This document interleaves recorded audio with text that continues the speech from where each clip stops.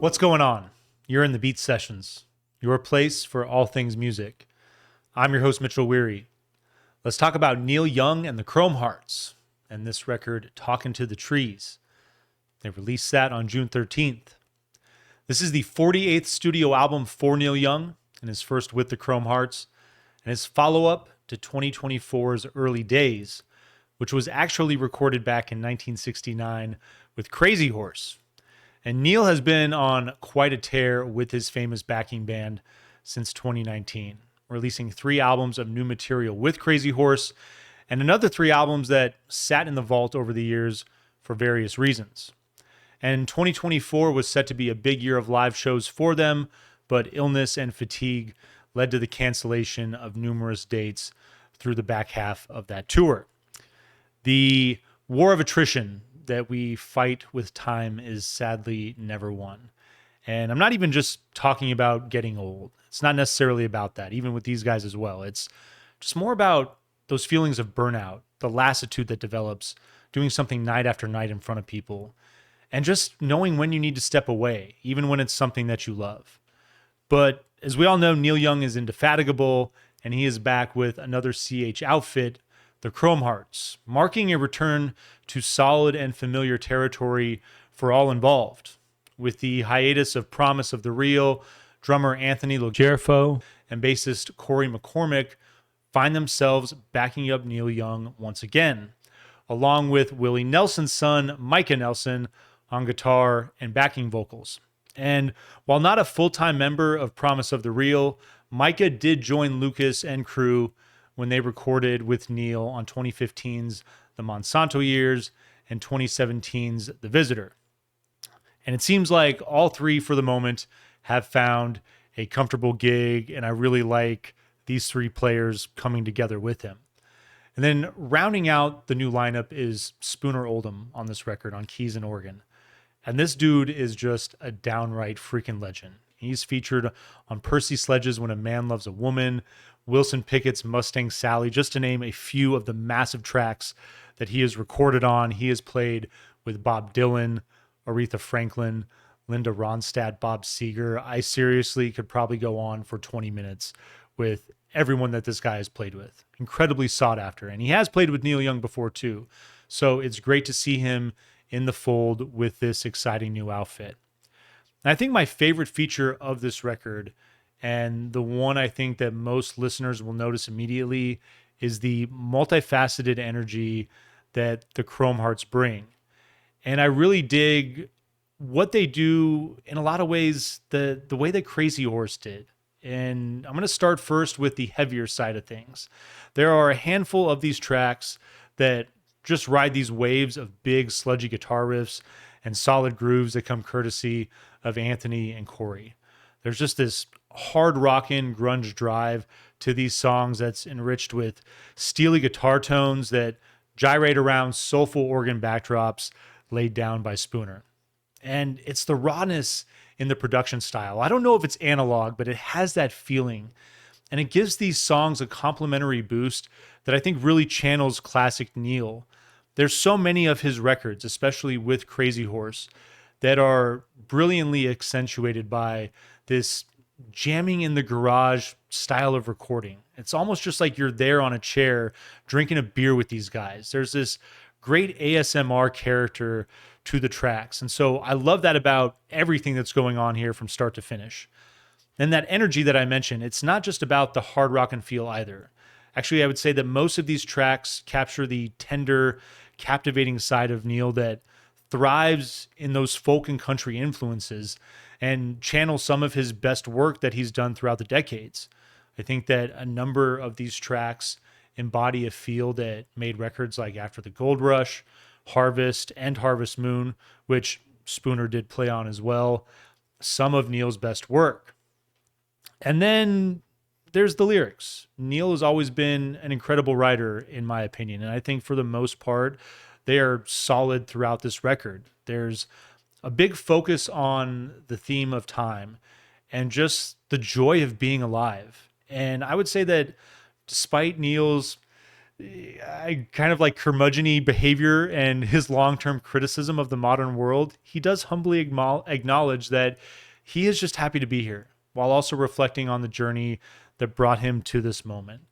And there are numerous references to heaven throughout this record, which do seem to carry a bit more weight now that he is closing in on 80. But I think the lyrics capture this sense of gratification of a man that's truly thankful for having the time that he's had and the opportunity that he's had to do everything that he's done in his life. He's always had this sentimental side to him that is sincere and alluring, and I love it. And I would say that it breathes incredible life into the tracks that bookend this record. You got the opener, Family Life, and closer, Thankful, that convey an overwhelming sense of veneration towards family and what that provides for all of us in lived experience. There are a couple of moments that kind of had me turning my head in the beginning with Family Life and Dark Mirage. He makes references to not being able to see his grandchildren. And I'm not quite sure what that's all about. I dug around a little bit, but I couldn't find anything. I try not to get into the personal lives of artists too much, but if anybody has any insight on that, I would appreciate hearing about it in the comments. But he sings, "Might be one I wrote for my grandchildren who I can't see, but I'll sing it from the heart, and that'll be the easy part." It's one of the lines from Family Life. And I would say that also both of Neil's sons suffering from cerebral palsy, it's got to be something that's been incredibly difficult for them. But what I love about these writings is that the context of them display his resilience in acknowledging that life and family are beautiful despite almost never working out the way we think that they're going to. And I think that that is something that everybody can appreciate. And then there's the curmudgeon-y side of Neil, the cantankerous side of Neil that I mentioned. And he's always been very pleasant about it in a lot of ways. I think most people refer to this as Irish diplomacy. I want to tell a story real quick. The only time I got to see Neil Young and Crazy Horse was when they were performing on the Greendale tour. And they played that album from start to finish. And they got to the song Bandit. And Neil Young is talking about the backstory, where it's moving. And he's talking about Mr. Green. And this guy in the crowd says, "Who gives a shit?" He just yells it out. And my buddy's dad, who we're with, he's just like, "Oh man, he's going to get up and walk off stage. Like, this is that moment where he just throws it down." And Neil just leans into the mic and he's like, "I think Mr. Green gives a shit." And everybody applauds. And it's so brilliant. I've always loved the way that he's handled himself. And I admire that record and this record's social commentary throughout the years. I love when he speaks his mind, especially about the environment. It's an important issue to me, and it's something that I'm really glad he's championed throughout the years. The title of this record evokes this, and there are plenty of moments that capture the beauty of the pastoral and its importance to general happiness and overall life. We need to get outside. I don't think enough of us do that on a regular basis. But I will say that I think this album loses strength in the middle with Let's Roll Again and Big Choice. These are two songs that don't quite seem to fit the thematic bill, and they sell this record short a bit. I think that Let's Roll Again just charges a bit too hard, and Big Change is just a little too vague in the lyricism. This is a really solid effort that I would say deserves more at this juncture, being the end of the A and the beginning of the B side, and I don't feel like these songs do it justice. But this record, it opens with Family Life. You got this acoustic guitar and piercing harmonica that open the track. Vocals hit with this jaunty rhythm following right behind. You got this soft droning organ and pedal steel that float in the backdrop of an upbeat, jovial track that balances great rock and roll and folk elements. Love the energy here. There's great moments where the percussion shifts gears to take the song into a deeper groove. I really like this subtle nuance in the song. And it, in a lot of ways, it almost kind of feels like they're losing the groove, but you can obviously it's deliberately done. And I like the shift there. The production is raw right out the gate. It's almost like a live recording with the feel, but it's great for the song and for this album. And I love the presence of the harmonica on this particular track as well. Your second song is entitled Dark Mirage. Big, sludgy, blues-driven jam.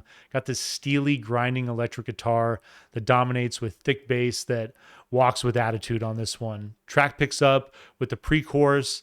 There's some light organ and light reverb on the guitar that flutter around to build texture. I love when these guys are doing this on this record. It's going to lead into a brief solo over a mellow backdrop, and then back to that pre-chorus on a variation of the vocal hook. And then this thing just gets downright nasty with the chorus and the hook. Dark mirage, dark, dark, dark, dark mirage. Solo goes to work just after about the 3-minute mark on the song. And then it's going to move back and forth between the lighter verses and the heaviness of that hook. And this, honestly, it might be one of the heavier things that Neil has done throughout his career. And the lyrics focusing on family with the backdrop, I think, are quite interesting as well with this track. Your third song is entitled First Fire of Winter. You got this gentle acoustic rhythm that opens with Neil's vocals following shortly after. This track sounds like classic Neil Young. I love the build-in with the rhythm and a little bit of pedal steel on this track. It's almost like a lullaby with the hypnotic groove that it settles into and just the tone of Neil's voice. Harmonica takes the lead around the minute and 20-second mark for a great solo moment before the song builds into that signature Neil style of storytelling. The harmonica and pedal steel dynamic is absolutely mesmerizing as this song continues. I think it's a moment on this record that's just going to leave you absolutely stunned. Your fourth song is entitled Silver Eagle. Harmonica opens this thing for the rhythm to join in a track that really embodies classic Woody Guthrie and the folk drive there. The rhythm hits to pick up the movement with this gentle gallop. And honestly, this thing really does sound like it's riffing off of This Land Is Your Land. It's a fun track about Neil Young's tour bus and all the joy that life on the road has brought to him. And I like the homage, although I didn't see a writing credit for Woody, and I think there definitely should be one, along with Let's Roll Again. And this is the one song that really loses me on the record, despite me loving the heaviness of it. You get this hard rock and electric guitar that opens up this edgy track. It's going to build on those melodies of Silver Edge.